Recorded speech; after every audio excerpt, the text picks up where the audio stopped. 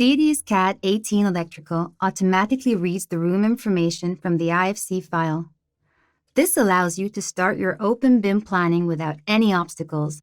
Converting the room information and creating a room database is unnecessary. You can completely skip this step in the process. The entire electrical installation with its objects is automatically connected to the room data, the floors, ceilings, and walls.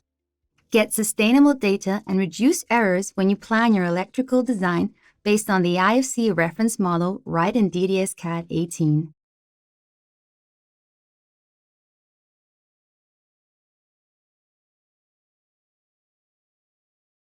The room data can also be used for other purposes, like creating parts lists, performing lighting calculations, displaying room labels and diagrams, and transferring electrical models to measuring devices.